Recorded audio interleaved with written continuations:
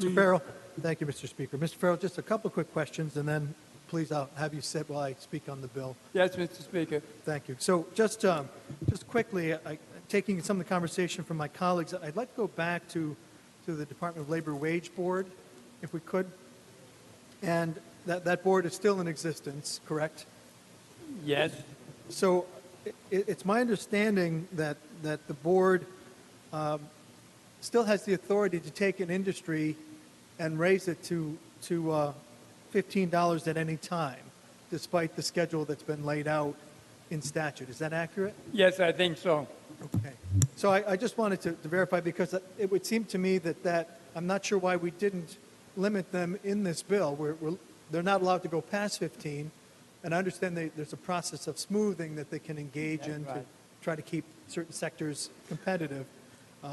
But it troubles me that despite our best efforts, or despite, I should say, the best efforts of the authors of this bill to lay out a more staggered schedule, that this board could still come in unilaterally and change the wage.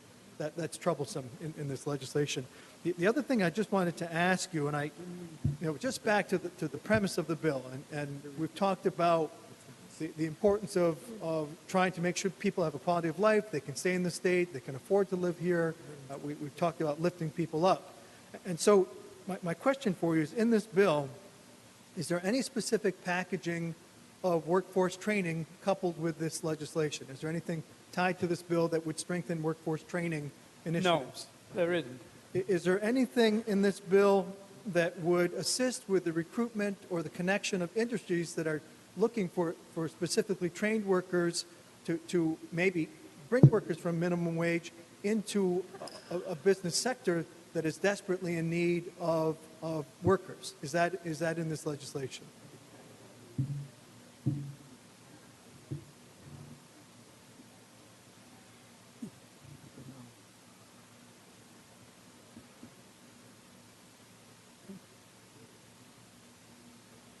Yeah, what we're going to do then. There are a lot of things to answer your questions that we're going to do when we do the appropriation bills later, that they will answer that. Right, but in this particular legislation, is there anything that emphasizes or directs the state to more closely target minimum wage earners to business sectors that are desperately in need of trained workers?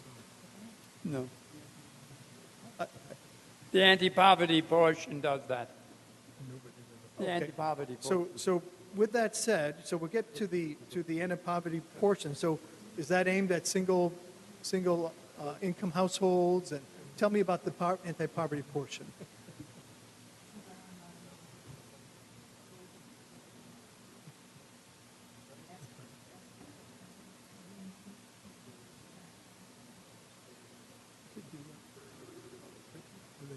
Yeah, 20%.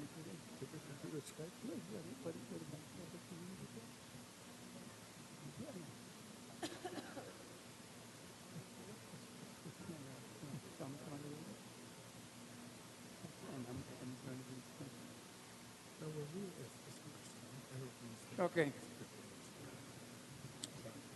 We're going to give $25 million to 16 areas where we will try to help the people that are not making as well as they should. Okay. Poverty. So that means we're going to bring them past minimum wage jobs, or what does that mean? What's the translation? We're going to try to get them past minimum wage jobs?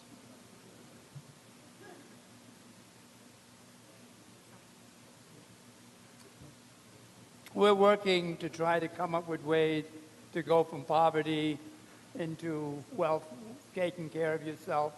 We're going to be training some of those people. That is not in any of the bill now, but we're working on that at this time. Understood. Thank you, Chairman. Yeah. On the bill, I'll give Mr. Farrell a little. On the bill, Mr. Mr. Lopez. Thank you, Mr. Speaker. So again, our challenge is as we address this legislation, we go back to the very premise of living wage versus minimum wage. And we've heard many of our colleagues talk about the difference. I am strongly of the belief that there's a disconnect. So for those of us who've been through minimum wage, I've scrubbed floors on my hands and knees, I've scraped fish, I've baled hay, I've worked minimum wage. My progress, my path forward was to learn the skill, master the skill, but just as importantly, develop additional job skills and training that allowed me to move forward with my life. Never expected to become an assembly member, but that progression allowed me to work in this direction. So with that said, the whole issue of minimum wage is that businesses who bring people on, and we've heard this from other speakers, lose productivity. They take a person who has maybe doesn't even know how to work or how to dress for work or how to present themselves, helps train them, helps groom them, teaches them a skill. You know, I was a store clerk. At one point, I'm sure I was not necessarily an asset to my employer. The day that I pulled the tray of beer from the pile of the tower of beer and left 2 inches of beer in the back storage area, I'm sure I was fired. But for some reason, they kept me. But I was not an asset to them at that time. I had to learn. So with that said, my concern is this compressed timeline behind the closed doors, no real public vetting of this process, no real collective effort to develop a comprehensive program to lift people past minimum wage, to develop true living wage capability versus minimum wage, has been defeated by the process that we've engaged in. So my frustration is I see people running at each other, businesses, folks eager to live more sustainably, running at each other as a result of this legislation, and I see collateral damage. I see people getting hurt. I see people engaging in rhetorical sound bites.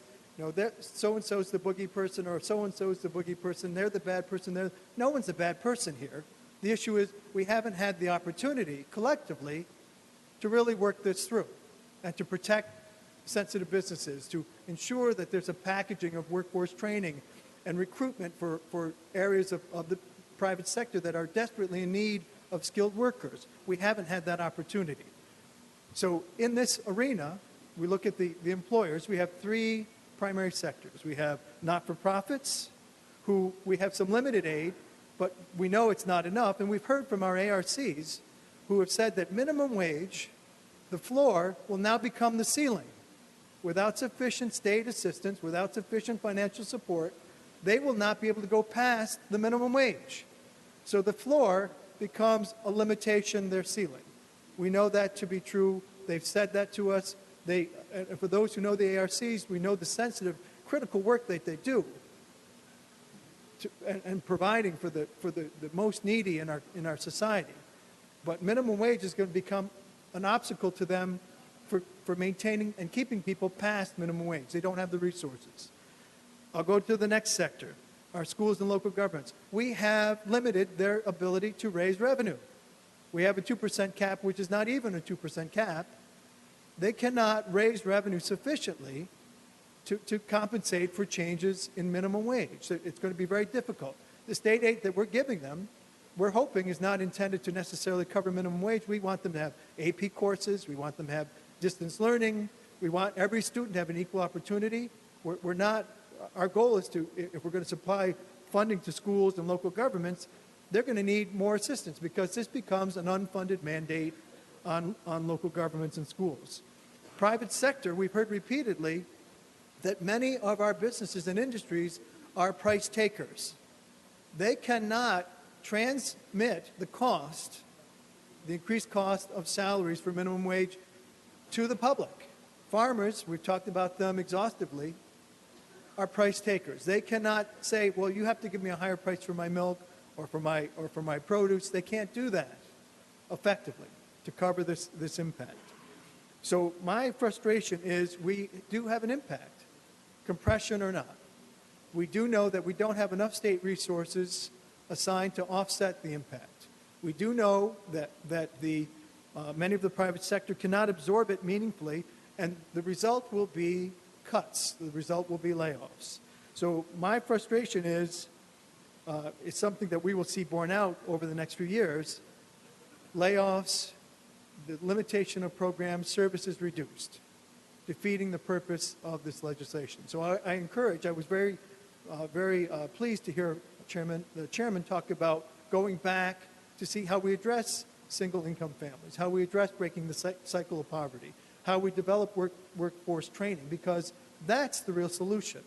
Minimum wage is just treating a symptom. And we raise the floor, but the floor becomes the ceiling. Thank you, Mr. Speaker. Mr. Blake. Will the sponsor yield for a few quick questions? Mr. Farrell, will you yield? Yes, I will. Mr. Farrell yields. Thank you, Chairman. Chairman, is it possible just to first explain about the community schools funding that's within the budget? We've heard of the progress of it so far, but it'd be interesting just to hear about the funding total and its purpose.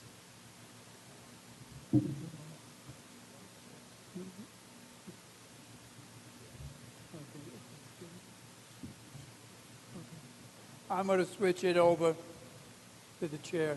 Please. Yes, thank you. Thank you. Thank you, Mr. Farrell. I'm amazed at the level of detail always that the chairman has on these, but I just wanted, for the record, to answer the colleague's question. We did two references to community schools. I think the one that we're talking about here is part of the carve-out. In terms of foundation aid, we can call it that. This is where foundation aid is in our budget. So we do actually line out for the districts that are high needs districts some support through foundation aid so that they can specifically really target the schools that are priority schools.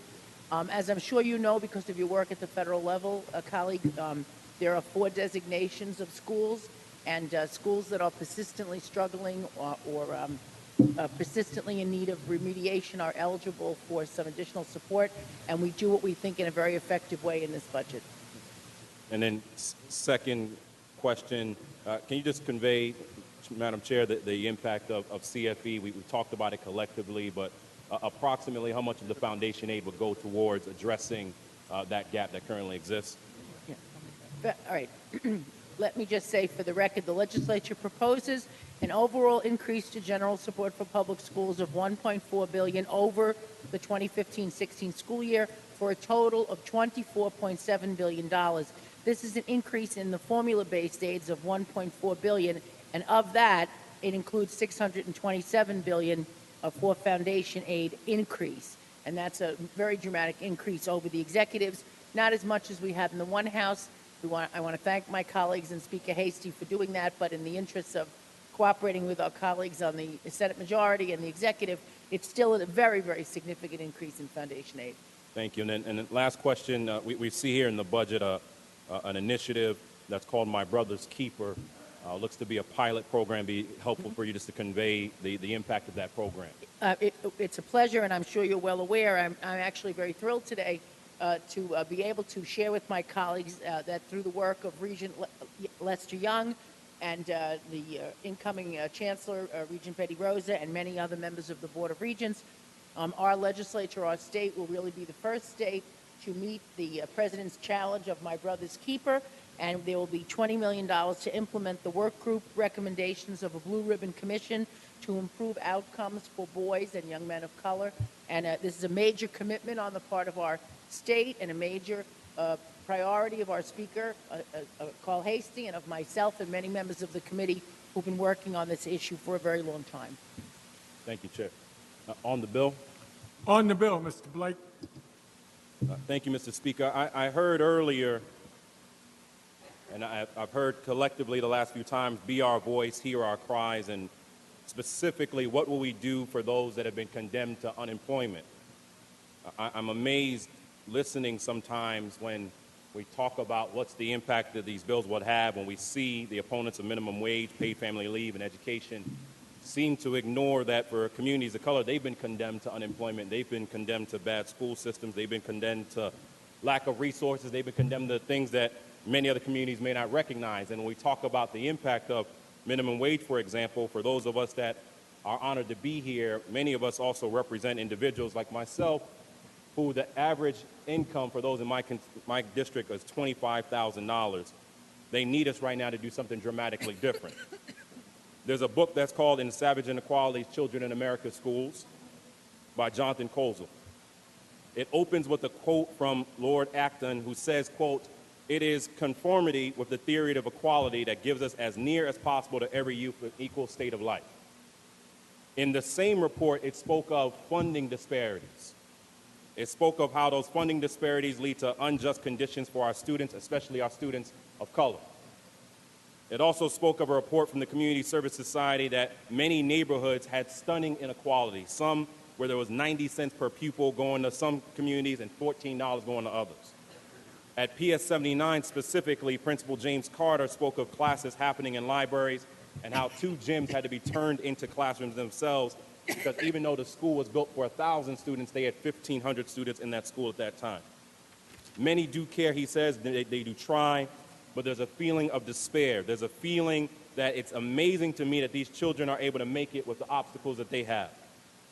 Kozel then spoke of, yes, there will always be rich and poor areas. However, the state should provide schools, proper supplies, materials, and for the children to have the proper learning environment to succeed. The inequality extended to high school, where Morris High School in the South Bronx had teachers who were afraid for their students to go up to the blackboards because they were afraid that they would hurt themselves. And an environment where they said they felt like there was a landscape of hopelessness, where his or her hope for a transcendent future was literally falling apart. This hope and this sentiment often feels so distant for boys and young men of color, who we may seem to ignore the reality, but allow me to remind our colleagues that despite us living in a society right now where we have an African-American president, we have a Latino HUD secretary, the reality is that 1 out of 3 black men in this country right now are expected to serve time in prison. 1 out of 3. But today, because of this budget, specifically as it relates to education, specifically as it relates to minimum wage and paid family leave, we're going to see a different future. See, this is very personal for me, Mr. Speaker, and all our colleagues. I was one of those children at PS 79. I was one of those kids that was a part of that 1550 that was wondering if they would graduate. I'm also one of the individuals who had a chance to serve that president that I just referred to and get to represent the 79th Assembly District, where Morris High School is in that district, the first public high school of the Bronx. I also represent the Assembly District that's owed more money than any Assembly District in the city for campaign for fiscal equity. So when I hear colleagues say that we don't know what this funding will do, what this funding is going to do is give some kids a chance who otherwise had been hoping for a chance. When we're wondering about the impact of community schools, allow me to turn your attention to CS 55, an incredible school where Principal Lou Torres has literally transformed the opportunities for those young people there. And the $175 million in this budget is going to help more kids have a chance they didn't have before.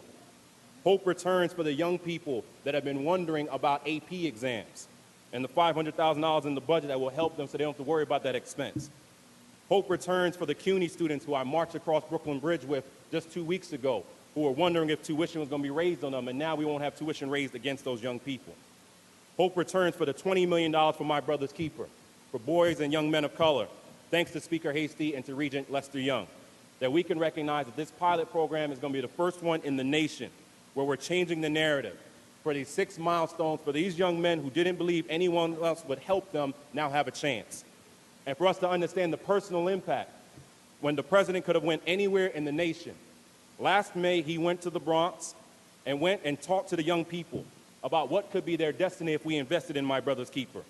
7 of those young people, Mr. Speaker, were from our district, including Darrenell Montero from Bronx International High School, who, when we speak about minimum wage, makes it very clear and personal in that instance, because he goes to school all through the day and then at night has to work at a fast food restaurant to be able to provide opportunities for his family. Or for Siddiqui Danzu, who showed the remarkable impact of West African community, where we have the largest West African community in the world outside of West Africa. Or for the young men of the Eagle Academy, where the Eagle Academy has done such incredible work for young men of this city that it has 1 school in all the 5 boroughs and in Newark, and is now being looked at a model across the country. For those that speak about minimum wage and make it seem as if it won't have impact, allow me to make it real clear. You may not understand because you have not lived the life of being poor. See, my daddy cleaned hospital room floors for 28 years at St. Barnabas Hospital. My mama worked for 40 years in a manufacturing plant where she would wake up in the morning wondering if we have enough to eat. So when you wonder about the economic examples, look at what's happened in Seattle, where they raised their wage and they created new opportunities for otherwise folks who didn't have it before. When you're wondering about why we have this kind of budget, It's because the anti-poverty initiative is necessary because previous budgets did not demonstrate that need. When you're wondering about what's happening with EOC and Attain Labs, both of which we have in our district, yes, it's creating opportunities because the young people didn't have a job before that. When you're wondering about the hopes, what I'm asking is that we finally can stop with the scare tactics that have been countering in so many places and rather stop the cycles of poverty and create conditions of promise so that our communities have a chance. Paid family leave matters because I wondered how I would make it ends meet when my daddy was preparing to transition in 2013. And you often wonder about going to work or to be there for your family. I'm asking for us to make sure that this is a budget, which we are doing so today, thanks to Speaker Hasty, that is creating an opportunity for these black and brown young men who didn't believe anyone else had a chance for them. From Eric Garner, Tamir Rice, Akai Gurley, Lloyd Morgan, Trayvon Martin, Jordan Davis, etc., these young people finally have a chance. And when we're hearing from colleagues who are conveying what would happen with this budget as it relates to MTA, well, allow me to put it in this perspective. MTA is creating economic opportunities for communities of color that no other agency has created. $259 million are going to minority women-owned businesses across the state, larger than any other agency in the state. So for those that asked when the Speaker Hasty became Speaker at caucus weekend on last year, Mr. Speaker, can you carry it? I say to Speaker Hasty, to Lester Young, to Kathy Nolan, to Dr. Betty Rosa, and all those that stood up for black and brown kids who didn't stand up before, it is clear that this budget stands up for them, and they have proven that they can carry it. Thank you, Mr. Speaker.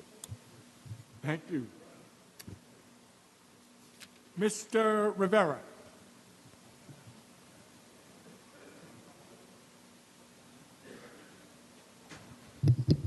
Thank you, Mr. Speaker. Early this morning, around 3 or 4 o'clock in the morning, from the other side, someone says, it's April 1st. We're not having a budget on time. So April 1st is Fool's Day, too, something like that. The fact of the matter is that we're still on time because April 1st closes around 12 midnight. Somebody else said that 2016 gives an opportunity for us to do something a little better. 2014, I recall our President Obama says, I'm going to Cuba. Then in 2015, this young man went to Cuba, the governor of our state of New York, Andrew Cuomo. And my speaker, listen, he got himself involved in this. He also went into Cuba. We missed an opportunity. For the record, it was Richard Nixon who felt that in order to move the economy forward of this nation, he had to go to communist China. So let's get the record straight. It was him that went to communist China. So it was a Democratic president that just went to communist China. And it was our governor that went to communist China. Our governor could have came back. We introduced a resolution here. You want to help the farmers in the state of New York? You open up the shipping ports of the city of New York because we cannot trade with Cuba. We cannot sell Apple. We cannot help the farmers unless we open up the shipping ports. We knew that. No secret. We tried to do that. We tried to ship apples to Cuba, and the farmers upstate told us it's too expensive. We can't do it because the only shipping ports allowed to ship to Cuba is in Texas. Who was the president in Texas? George Bush. Do you know that they're making over $2 billion a year? That's economic development. We missed an opportunity to help the farmers. Now, a few years ago, maybe 11 years ago, this body gave an opportunity to the Yankee Stadium. They needed us. Some of us, Louis was there, and my speaker was there too, when we said to George Steinbrenner, listen, we want to work with you.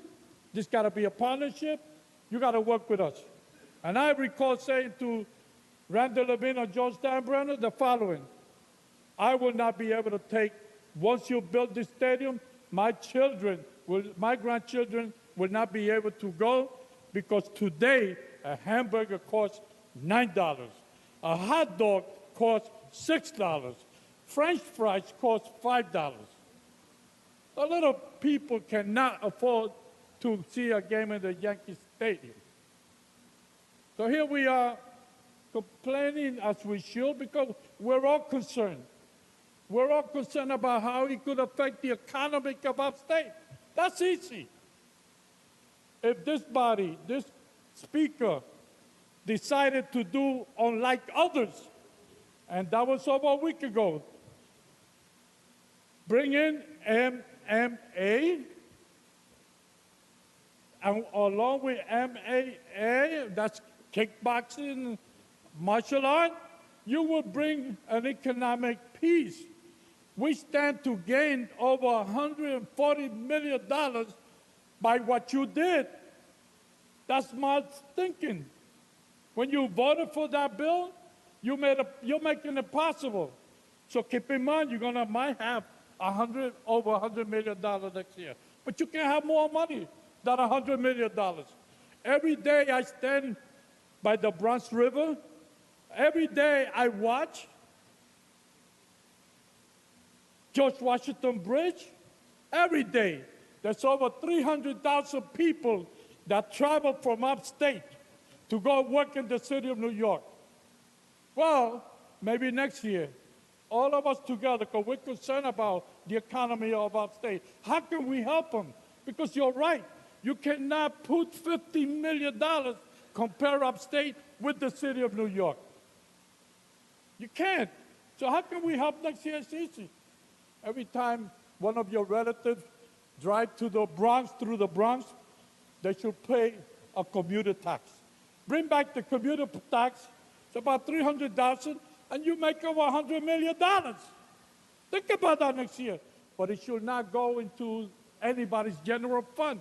You should tell the governor, yeah, bring back the commuter tax, but put it in a way that upstate will benefit, nobody else. Hey, think about that. Why can't we do that? So, here we are today. Here we are today. And I've been watching since I was told to come here yesterday at 9:30. So I've been waiting till yesterday, 9 o'clock, 9:30. I was told to be here at 10 o'clock. And we're doing something unheard of. We're actually working on a Friday because we take serious of what we got to do. It's not that we're going to close the gap between rich and poor. We'll never be able to do that in our society. We're not going to do it. How are you going to do it? You pay somebody $15 an hour, and who's objecting? A big shot from corporate America that makes over $5,000 or $10,000 an hour. Come on. All right? We'll never close the gap, but at least for God's sake, we're trying to do as best as we can. So those who would benefit now, and let me tell you, let me end this way. When Andrew Cuomo led the march with $11.99, I videotaped myself jumping up and down where he said, $15 right now. I'm getting excited. Call the nurse. I jump up and down.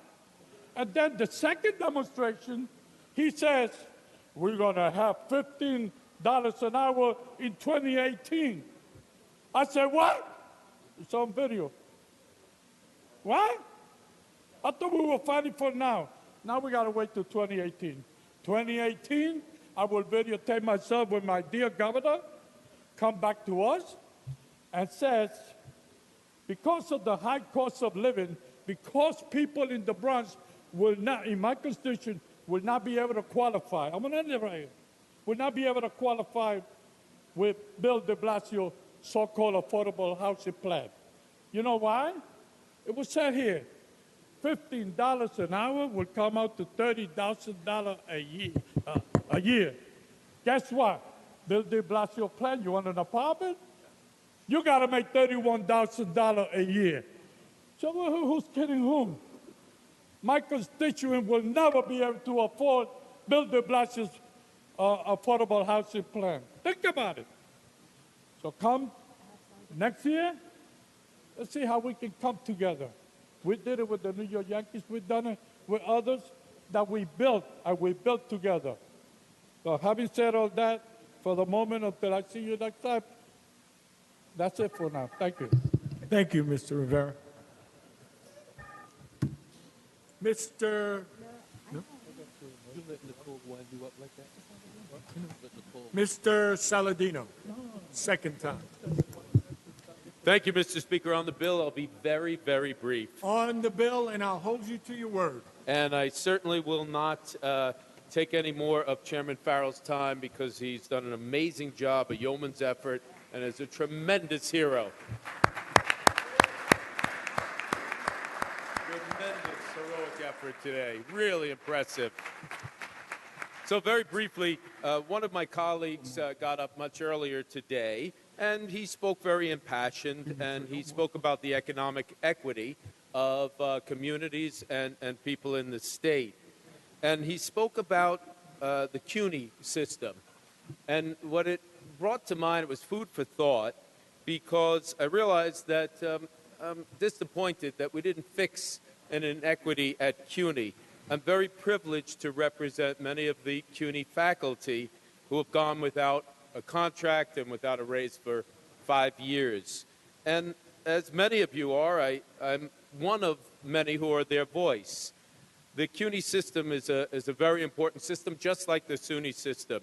It provides an education for so many New Yorkers, communities of color, communities of poverty, new immigrants. It's one of the most affordable institutions of higher education in our state. The community college in CUNY has an open enrollment policy that allows so many folks to get a college education and then get the training to get that high-paying job. That's been an issue and thematic throughout this bill. Very diverse, and frankly, the only choice for immigrants and non-traditional students going there. So we should be showing more respect and fixing the problem for those faculty members who have gone so long without a raise. And, well, I know many people work in Albany who understand that appreciating people sometimes means giving a raise to those who work hard, work long hours. So I appreciate your time on an evening when we've all been listening for a long, long time.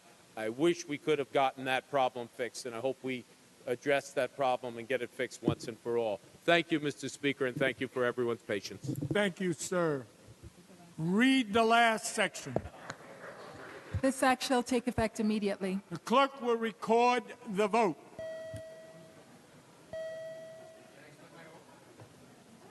Explain it to who?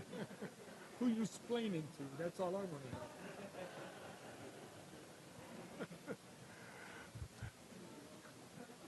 Mr. Dinowitz to explain his vote. Thank you. I just want to thank our Speaker and the Chairman of Ways and Means and everybody else. You know, this is my 23rd budget here, and usually when I vote, I'm really annoyed because there is like so much compromise, so many bad things in the budget in order to get the good things that we care about. But this year, in this bill and in some of the other bills, we achieved so much. I am so happy that the GEA issue has been resolved. Why? Because, frankly, I'm tired of hearing about it. But more importantly, we not only helped our colleagues, but next year we can focus on CFE and getting what we deserve in our communities to resolve that issue, that lawsuit which was successful, and the court order that mandates that money come into our district. The minimum wage, not happy it's a 3-tier minimum wage, but I'm thrilled that we've done it. Thousands of people in my district are going to be positively impacted. They will still be working poor, but maybe not quite as poor, and this will have an impact on their lives. As a proud graduate of CUNY, I am so glad that the screwing of CUNY was prevented, that the cost shift did not happen. CUNY is the entry level, is the way that people get into jobs that they may not have gotten jobs in the past. This is the university that provided me with a free education. Unfortunately, it doesn't do that anymore, but this is how people enter into the workforce, and we always have to support CUNY. The preventing of the cost shift regarding CUNY and Medicaid is a huge victory for us in the city of New York, as is paid family leave. So I just want to say that this is a year when I feel that I do not have to hold my nose when voting for this. So I proudly vote yes, and I thank everybody who made this bill and the other bills happen. Mr. Dinowitz in the affirmative. Ms. Glick. Thank you, Mr. Speaker. To briefly explain my vote, I just want to thank the Speaker and the entire team through both Ways and Means and Program and Council who have worked so hard to ensure that in this deal we have minimum wage, and one of my the chair of education who has worked so hard for paid family leave for many, many years. This is a huge step forward for New Yorkers, and I'm very, very grateful that the City of New York's University, of which I am a graduate, did not suffer the most dramatic cuts that were proposed, but there's still much work to do for both SUNY and CUNY. Our public higher education systems are ours. There are a couple of million, 2 to 3 million New Yorkers who are alumni and taxpayers, and we have close to 1 million New Yorkers there now. So going forward, we all have to pull together to ensure that the public higher education system that is our future is actually treated fairly in executive budgets going forward. And of course, I hope that in the future years we'll be dealing with the CFE decision and finally paying that debt to New York students. With that, I withdraw my request and vote in the affirmative. Ms. Glick in the affirmative. Mr. Palmisano. Yes, Mr. Speaker, to explain my vote, I'm very concerned about this minimum wage proposal. I certainly respect my colleagues who are in support of it. I understand your passion for it. But believe me, what am I supposed to say to my local dairy farmer who's losing money hand over foot, trying to keep their property, trying to keep a seventh-generation farm available, when this is going to increase their labor costs anywhere from $300 to $600 million and decrease their farm net income by 30 to 50%, and take profitable farms and put them in the red? What am I supposed to say to our not-for-profits that care for our developmentally disabled and provide critical services? It's going to increase their budget with no help from this budget to offset those costs. What am I supposed to tell one of my small businessmen who hires 35 people and he hires local kids because he has seasonal business? He's lost $33,000 and $50,000 the last 2 years. This is going to increase his costs, and he's going to lose projected $100,000. What are we supposed to say to our hospitals? There's no help for this minimum wage increase. And I'm concerned this is going to hurt the very people that we're trying to help. It's going to result in job losses. So you can have a $15 minimum wage, but if there's no job, how is this going to help people? It's going to hurt our low-skilled workers particularly. We should be investing in job training. We're going to have job losses, business closures, loss of critical service to our developmentally disabled and our handicapped, our most vulnerable New Yorkers. And then on top of it, we have a paid family leave proposal. We're 50th in business climate. There's not enough help. A tax cut that's for a family of four making $60,000 a year with the standard deduction is going to get a $43 tax cut in year 2018. I think that's going to be too late and too little. A farm wage credit is not going to solve our problems for our farmers. And I don't care how many commercials the governor runs saying we're open for business. People don't look at what we say. They look at what we do. And I don't know about you, but I can't wait till next January when we're stuffed in the convention center to see what the theatrical show is going to be about how great we've been doing for upstate New York, because that's exactly what it's going to be at the show. Palmisano, how do you vote? I vote in the negative. Mr. Palmisano in the negative. Mr. Serrato. Thank you, Mr. Speaker. To explain my vote, as I said before, as a child, I grew up in a household of immigrants. And the most important thing that they talked about was education. And I truly feel that with their guidance, I wouldn't be here without that good education. In 2009, and some of you might remember, because the state had fiscal issues, we cut education costs. And we cut the gap elimination. And I'm proud to say that today we've restored the GEA, because what it does is it gives the tools to our young people so that they can live their dream, so that they can have the things that they want in their life. Education is the product or the vehicle that helps someone in our state to have that dream. And today I'm very proud to do that. I do want to say also that it's time to raise minimum wage. When I was younger, when our kids were younger, I had that low-income job. I was on HEAP, heating assistance. I was on WIC. We were on lunch programs. We had 4 kids and we were struggling, and I was working. In fact, I had 2 jobs, low-income jobs, to try to put food on the table. I've met people in my district that are in the same situation that I was. I understand that minimum wage is not supposed to be a job forever, but it is. And there's families, young people out there that are struggling, just like I was.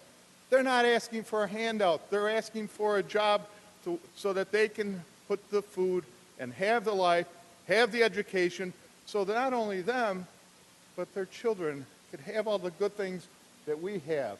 And we're very fortunate here where we are. Every one of us are very fortunate to be the representative, to be an elected official in the state, and we can't forget where we come from.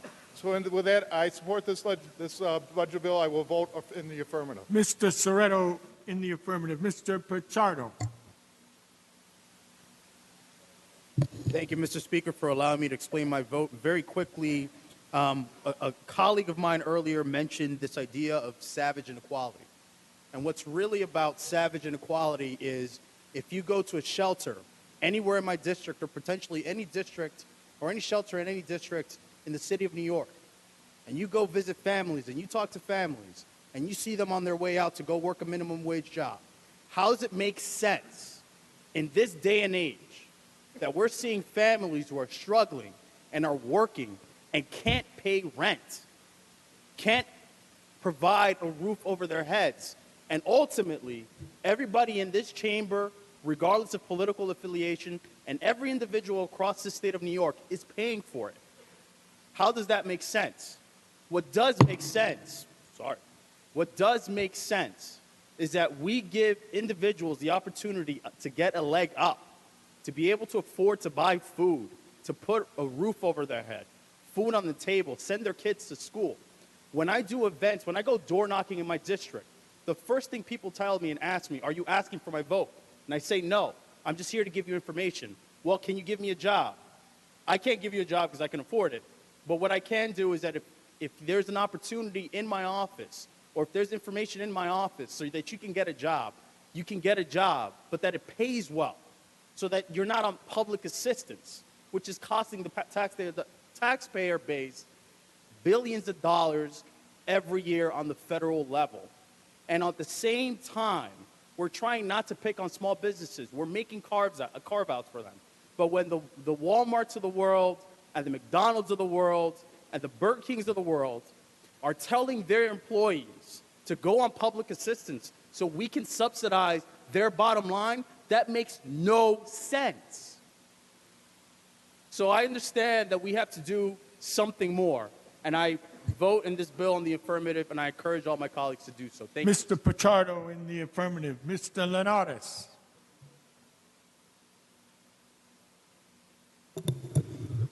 Thank you, Mr. Speaker, for allowing me to explain my vote very briefly. I believe that this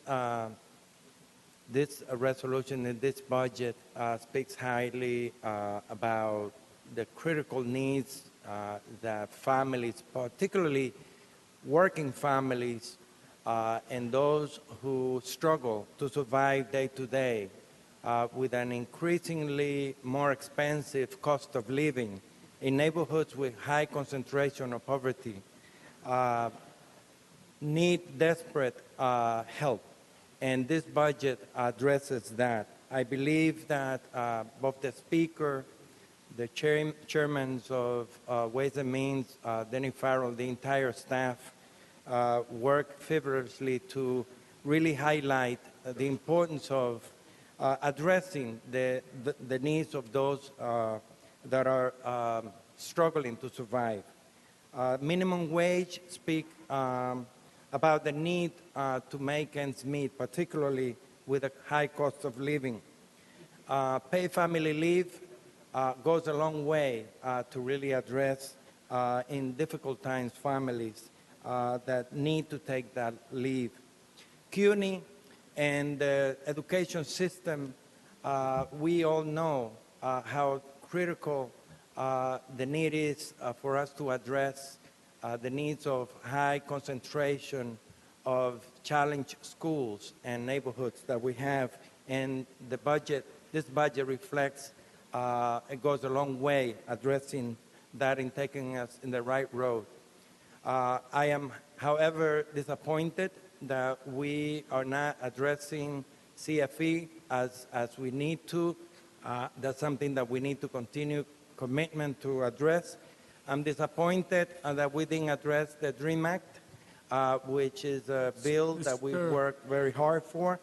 And having said that, Mr. Lawrence, how do you vote? I will proudly vote yes on this budget. Mr. Linares, in the affirmative. Just for information's sake, we still have 4 more budget bills to do.